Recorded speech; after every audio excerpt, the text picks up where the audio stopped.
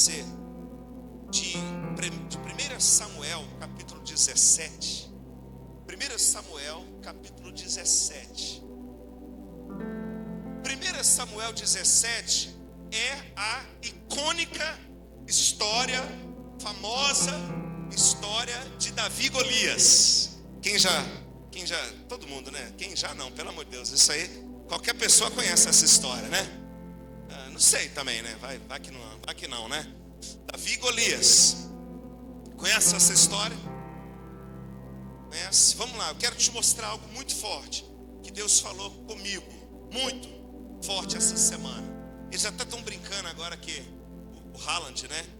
É o gigante e o jogador do Brasil é o Golias, né? Que vai derrubar o gigante, né? Amém, isso aí. Bom, não, mas tem algo muito forte aqui. Muito forte. Vamos a partir do verso 1, 1 Samuel 17, 1. Os filisteus juntaram suas forças para a guerra e reuniram-se em Socó de Judá e acamparam em Éfes-Damim, entre Socó e Azeca. Saul e os israelitas reuniram-se e acamparam-se no vale de Elá, posicionando-se em linha de batalha para enfrentar os filisteus. Os filisteus ocupavam uma colina e os israelitas outra. Estando o vale entre eles, um guerreiro chamado Golias, que era de Gate, veio do acampamento filisteu. Tinha 2,90 metros de altura. Tem alguém aí mais ou menos desse tamanho ou não? 2,90 metros de altura. Deixa eu pensar aqui, se está mais ou menos. Aqui, ó, os irmãos eu tenho 1,73, gente. Aqui tem dois. Cadê os irmãos da construção civil aí? Tem 2,90 aqui ou não? Essa linha aqui? Mais ou menos, não é? Por aí ou não? Ó, 2 metros deve ser aqui, ó. Aqui tem um pouco mais, eu acho. Aqui deve ter 3 metros. Aí deve ser mais ou menos o tamanho ali, né? A ficção exagera um pouquinho. Bota o Golias desse tamanhozinho. Aliás, Golias desse tamanhozão, Davi desse tamanhozinho, né? Mas ele tinha 2,90 metros de altura. Ele usava um capacete de bronze, é porque ele era assustador, né, gente? Ele é tipo um Shrek grande, entendeu? É um cara diferente, né? Ele usava um capacete de bronze, vestia uma couraça de escamas de bronze, que pesava 60 quilos. 60 quilos. Nas pernas usava caneleiras de bronze e tinha um dardo de bronze pendurado nas costas. A haste da sua lança era parecida com uma lançadeira de tecelão, e a sua ponta de ferro pesava 7,2 kg. Que precisão, hein? 7 quilos que pesava a ponta da lança de Golias. Seu escudeiro e à frente dele. Golias parou e gritou às tropas de Israel. Olha o verso 8. Por que vocês estão se posicionando para a batalha? Não sou eu um filisteu? E vocês, os servos de Saul, escolham um homem para lutar comigo. Isso é o grito de Golias. E se ele puder lutar e matar-me, nós seremos seus escravos.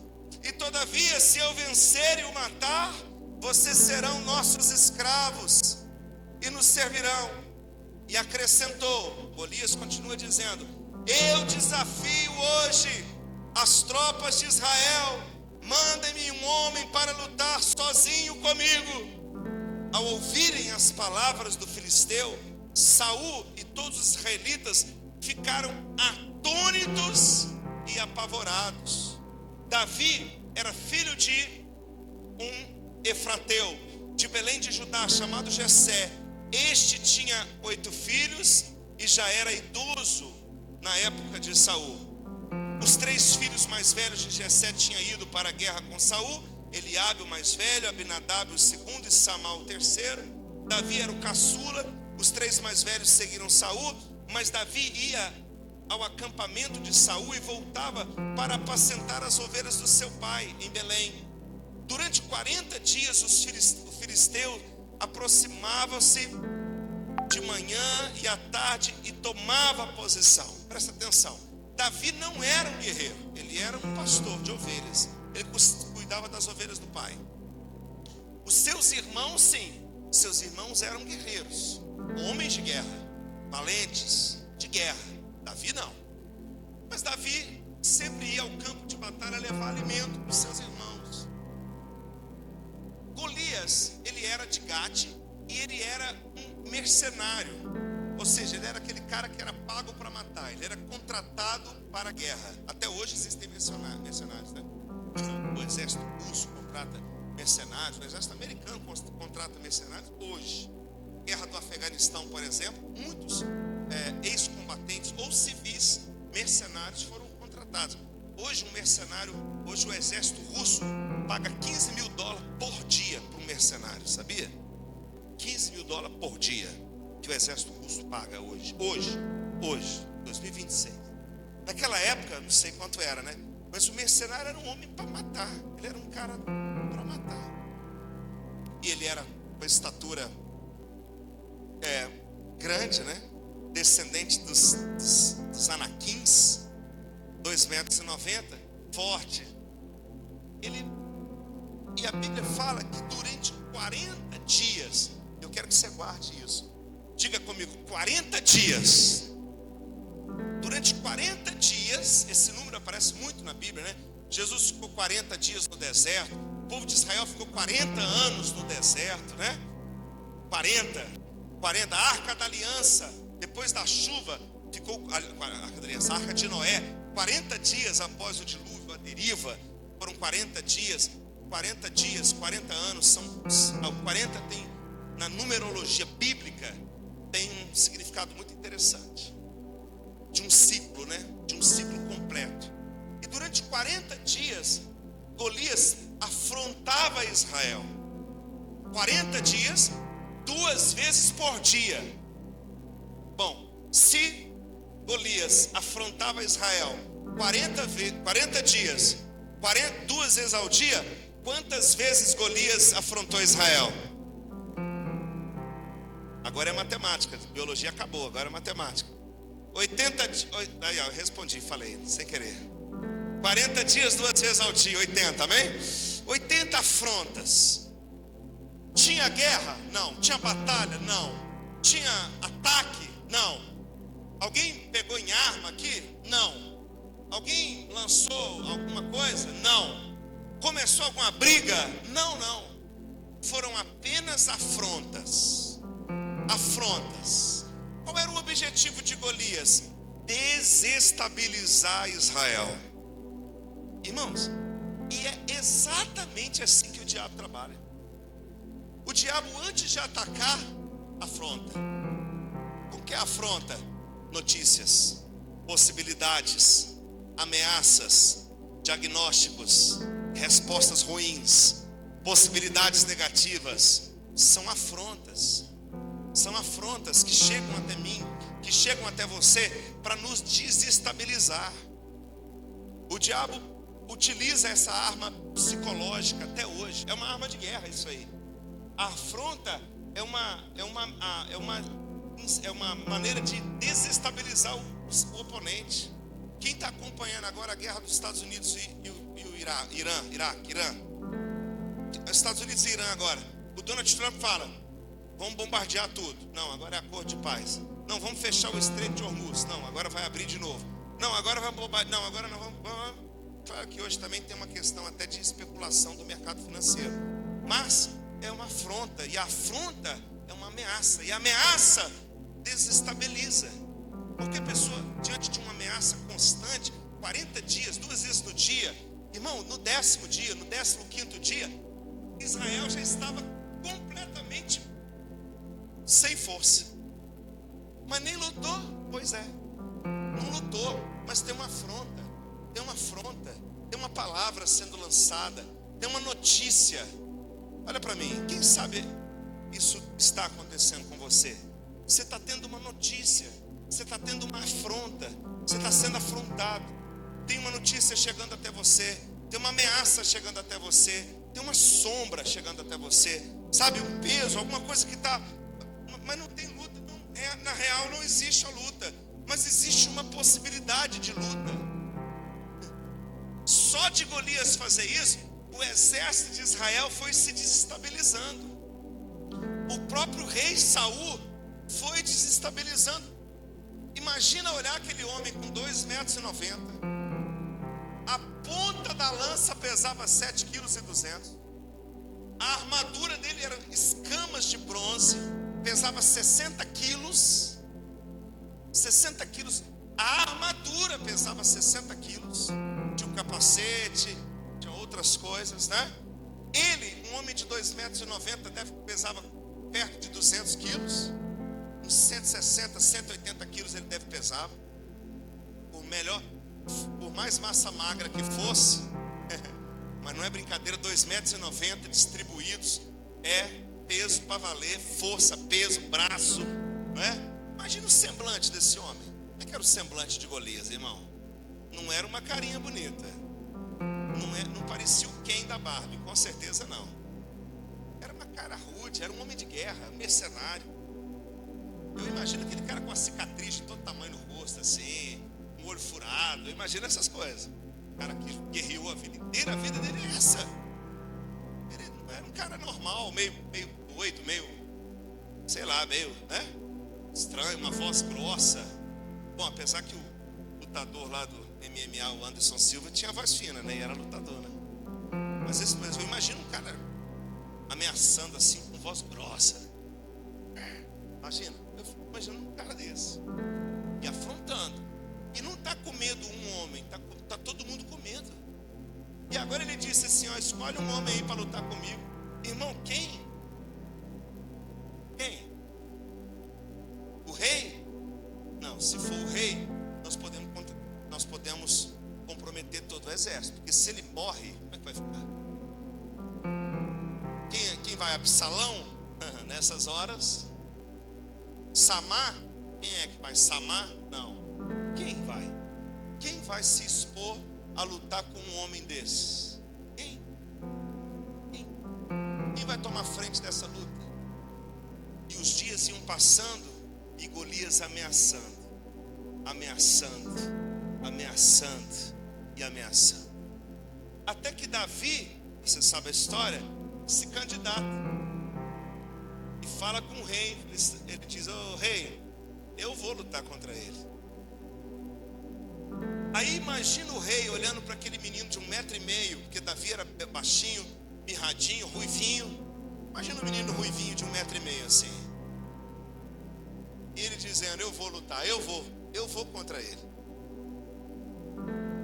Mas, irmão, eu imagino a quantidade de risada que houve ali.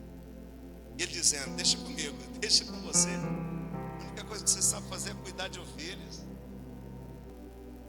Só que pouca gente sabia que Davi já tinha matado um leão e um urso no pasto, cuidando das ovelhas do pai.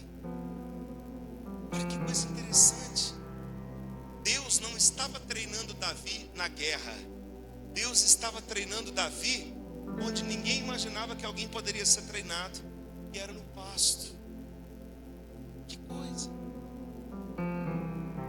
Às vezes a gente olha para nós e fala assim, nossa, eu estou vivendo aqui, eu creio que Deus tem coisas maiores, mas o que eu estou vivendo aqui, talvez você ainda está no pasto, irmão.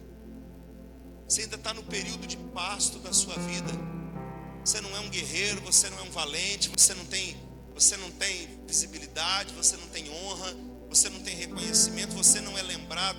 Lembra quando o profeta Samuel foi à casa de Jessé? Nem o pai de Davi se lembrou dele. Irmão, Davi foi esquecido pelo seu próprio pai. Ele estava abandonado lá no pasto, mas Deus estava capacitando ele, treinando ele, deixando ele passar por alguns apuros, algumas lutas lá no pasto, porque Deus estava preparando ele para alguma coisa maior. Talvez hoje você está no pasto, cuidando de poucas ovelhas. Você está passando por você está vivendo uma realidade que você sabe que você é maior do que ela, mas é o tempo do treinamento de Deus para você. Deus está treinando, capacitando e habilitando você para daqui a pouco te dar uma oportunidade de honra. É isso que Deus está fazendo.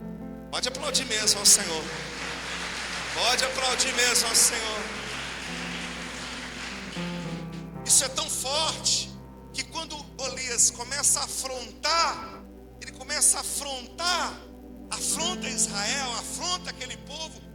O único que tinha capacidade emocional, psicológica, para dizer eu vou contra ele, era Davi.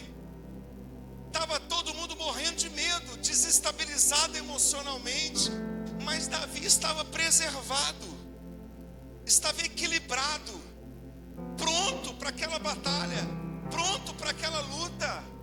Por mais estranha que ela fosse, por mais injusta que ela fosse, porque naturalmente falando, Golias é muito maior do que Davi. Aquela história, ele tem armas, ele tem lança, né? Mas ele está disposto, ele não está abalado emocionalmente. Eu quero dar uma palavra para você, irmão. As afrontas do inimigo não vão desestabilizar você. Tuas emoções, teu psicológico, tua mente estarão guardadas em nome de Jesus. As ameaças do inimigo não têm poder de desestabilizar você. Não tem. Pode dar um aplauso aí ao nosso Deus. Fala para o teu vizinho aí, fala: as ameaças não têm poder de paralisar você. Você quer ver isso? Quem é crente sozinho na sua família? Eu fui crente sozinho por muitos anos. O único crente da minha família era eu. A família me criticava, me zombava de mim. Quando eu me converti, irmão, eu enfrentei tudo quanto é preconceito que você pode imaginar da minha família. Na minha casa, me isolaram, pararam de me chamar para aniversário, para casamento, pararam de me convidar, pararam. A minha família me isolou completamente porque eu tinha tomado uma decisão de caminhar com Jesus. Me isolaram lá no pasto, me isolaram lá no meio das ovelhas, me isolaram. Eles viviam a vida deles aqui na bolha deles e me isolaram completamente porque eu tinha decidido caminhar com Jesus. Mas o tempo foi passando, os dias foram passando, e aquele que estava isolado foi quem teve coragem de se levantar diante das batalhas e dizer: pode deixar que eu tenho autoridade, tenho força, tenho capacidade, e nada e nem ninguém vai prevalecer contra a nossa família, nossa casa. Geralmente é assim. Hoje você é isolado, mas na primeira afronta de Golias, todo mundo estiver morrendo de medo, você vai ter fé e autoridade para dizer: nós vamos lutar e nós vamos vencer, nós vamos orar e nós vamos vencer, enquanto vocês estavam me isolando, Deus estava me treinando e me capacitando para esse momento, para esse tempo. Às vezes é até bom, porque lá pelo menos você está lá no meio das ovelhas, irmão, está só você, as ovelhas e Deus, né? Lá no meio das ovelhas está só você e Deus. Enquanto está todo mundo vivendo aqui na vida, né? E você está lá, esquecido até pelo seu pai. Mas na hora do vamos ver mesmo, irmão, foi Davi que disse que enfrentaria aquele gigante. E aí Saul, eu não vou ler por causa do horário, Saul disse assim: então peraí, já que você vai, eu vou colocar minha armadura em você. Saul pega a armadura, coloca sobre Davi, armadura de guerra, toda desproporcional, toda muito maior do que ele, né? E Davi bota aquela armadura e...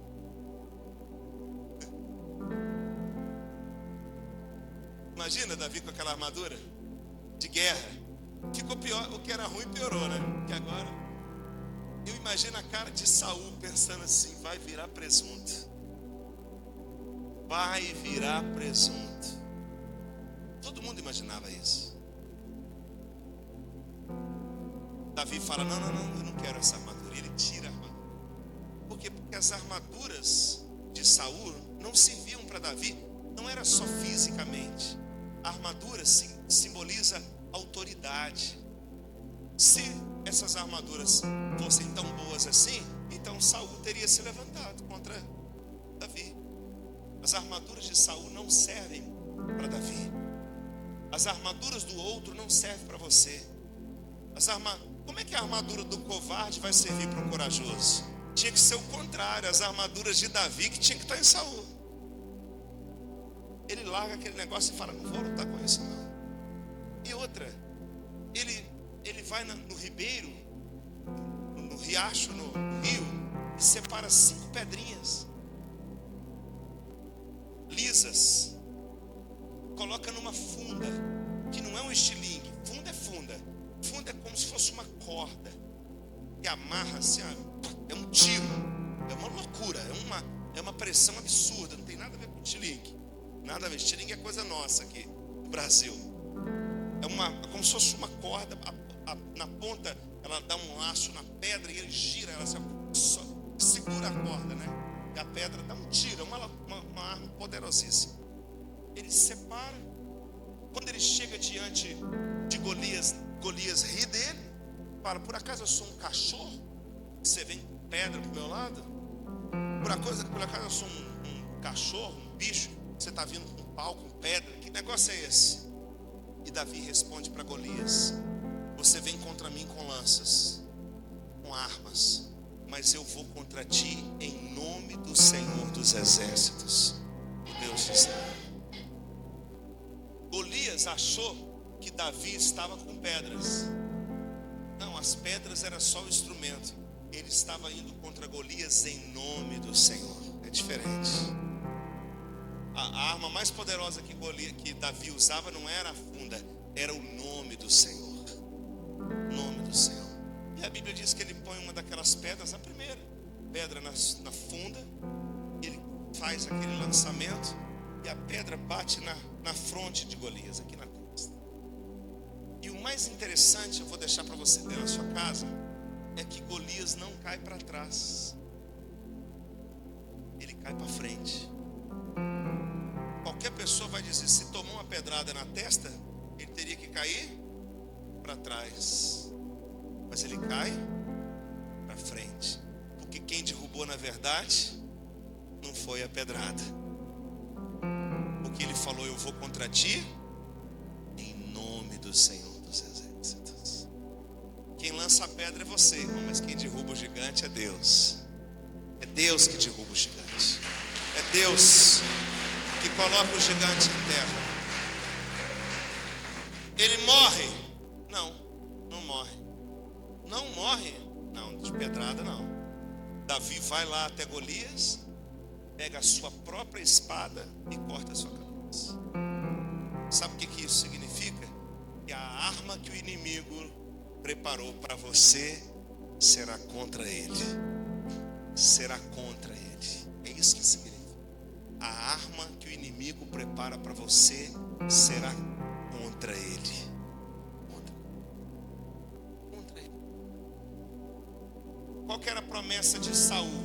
Saul disse assim, havia prometido: quem matar esse gigante vai casar com a minha filha, vai morar no palácio e vai ser isento dos impostos. Não vai ter imposto.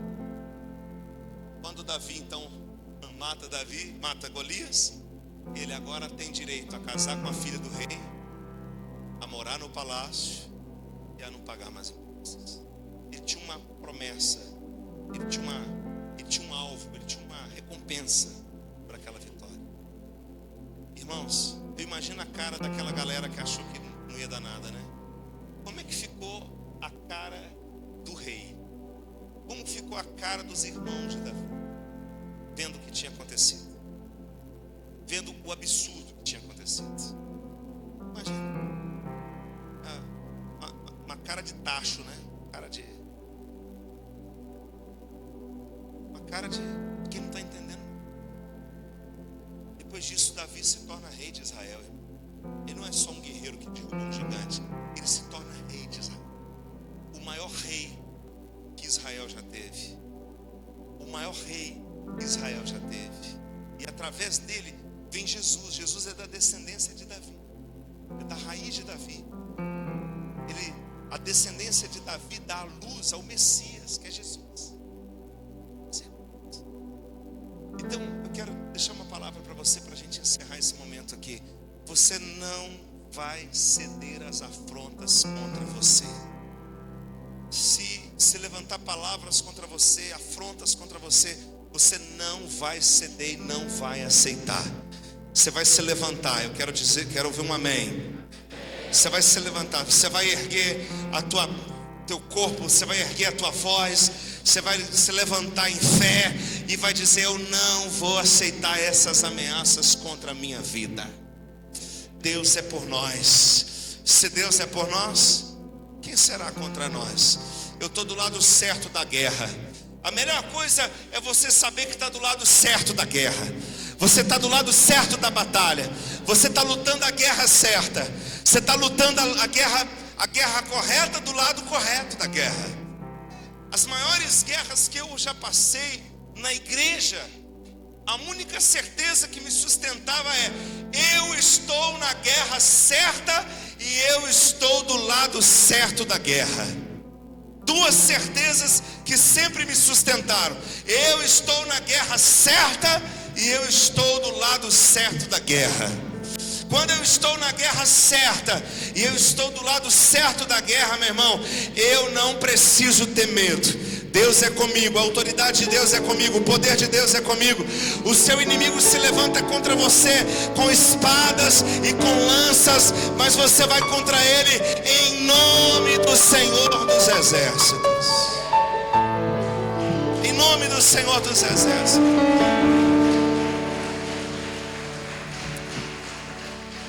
Davi não derrubou Golias com armas naturais.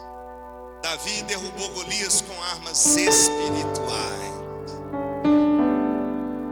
Golias não imaginava que no meio daquele povo tinha um rapazinho de 1,5 metros valente, cheio de fé. Sabe, querido, muitas vezes o diabo se levanta contra a sua família inteira. Mas o diabo vai ter uma surpresa, porque ele não imaginava que você estaria lá no meio. O diabo vai falar assim: eu não sabia que tinha alguém tão cheio de fé nessa família. Às vezes a família é grande, 30 pessoas, 40 pessoas. Acontece algo que impacta a família inteira. O diabo está trabalhando na família. O diabo está trabalhando na família inteira. No pai, na mãe, no filho, no irmão, no genro, na nora. E em doença, enfermidade, desemprego, dificuldade, escassez, para todo lado, problemas, está tudo doente, está tudo com problemas. É, meu irmão, pois é, mas ele não contava que tem um Davi lá dentro. Você é o Davi da sua família. Você é o Davi da tua casa. Você é o Davi da sua família. Você é o Davi da tua casa. Você é o que tem menos força. Você é o que tem talvez menos recursos. Você é o que tem menos capacidade. Mas você tem a autoridade do nome do Senhor dos Exércitos. Você tem força interior. Você não deixou se abater pelas afrontas. Você não ficou com medo. Você teve coragem. Você se levantou. Você se ergueu. Você se entregou nas mãos de Deus. E Deus vai usar você para derrubar esse gigante que se levantou contra a sua casa. Em nome de Jesus. Em nome de Jesus. Em nome de Jesus. Eu quero convidar você para ficar de pé, meu irmão. Em nome de Jesus.